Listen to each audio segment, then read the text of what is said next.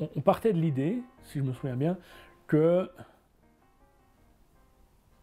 on constate dans les récents sondages, dans les études récentes qui ont été faites, que jusqu'à 50% de la population était impactée par cette deuxième vague du Covid, là où, si mes souvenirs sont bons, dans la première vague, seuls 25% de la population était impactée. Donc on se dit, waouh, le double, ça fait beaucoup, beaucoup de monde. Mon idée, c'est que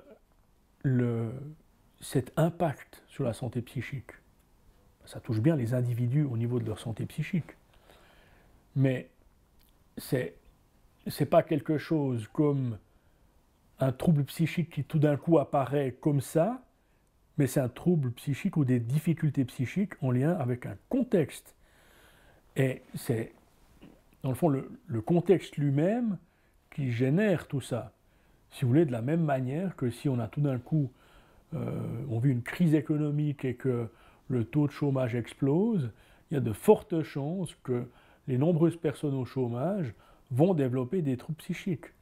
Mais est-ce que la réponse est une réponse de soins psychiques? Je ne sais pas.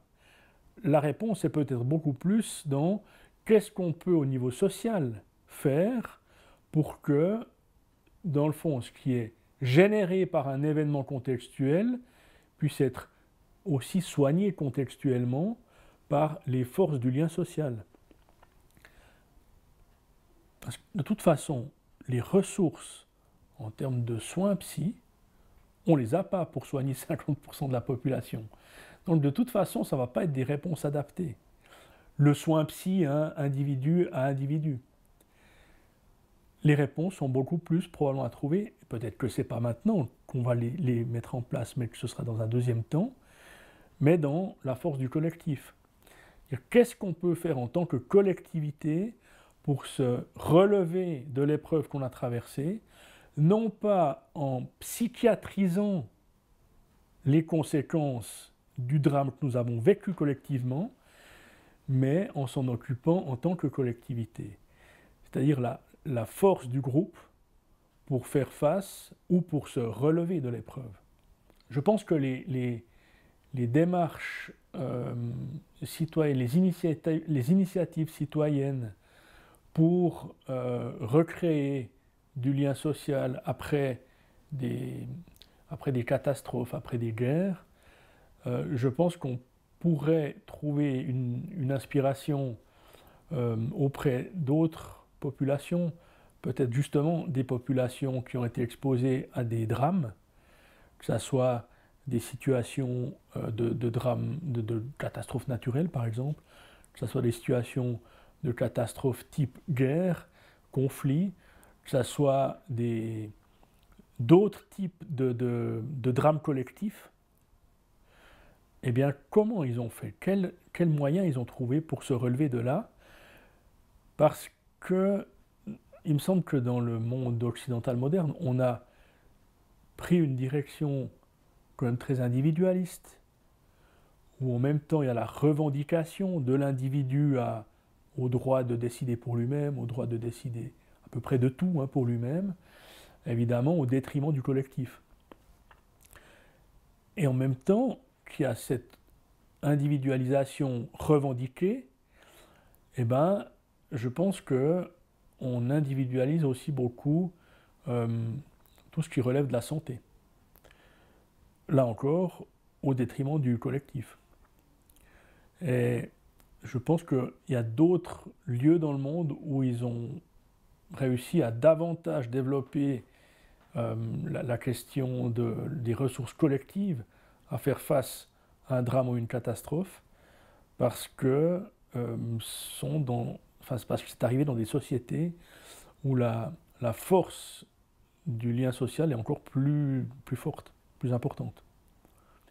Si on peut trouver un point positif, je pense que ça dépend de sa capacité d'humilité et à considérer que c'est peut-être quelque chose qui nous arrive en raison de nos comportements antérieurs. J'évoque évidemment pas là une punition divine pour des actes qu'on aurait commis, mais si le Covid nous est arrivé, probablement que ça a à faire avec la manière dont, en tant qu'espèce, nous sommes prédateurs de toute la nature. Et peut-être que ça pourrait nous apprendre à être plus prudents, plus retenus dans nos élans prédateurs pour la nature, parce que ça risque de se reproduire si on n'est pas plus prudent.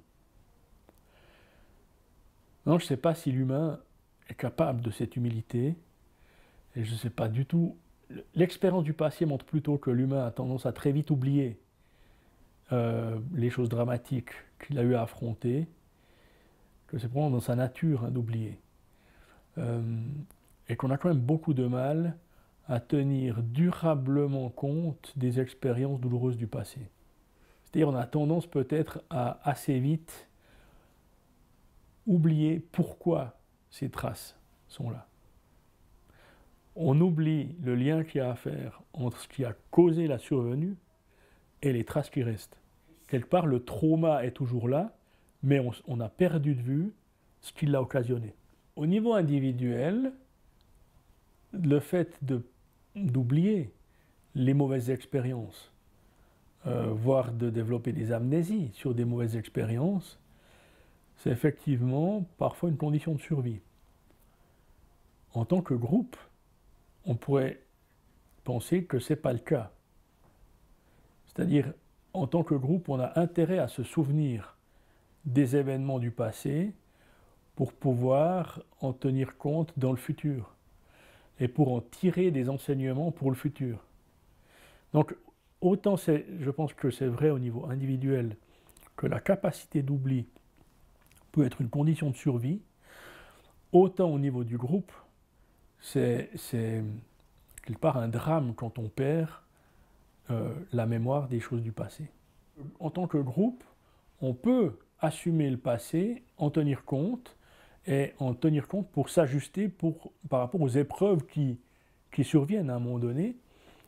Autant l'individu est bien plus vulnérable à son niveau individuel et ne peut pas forcément se permettre de garder tout ça comme le groupe peut. C'est-à-dire, le groupe a besoin de son histoire pour en tenir compte, pour prendre des décisions. Je pense que les autorités politiques ont besoin non pas seulement de faire avec ce qui est là, mais de le faire en tenant compte du passé.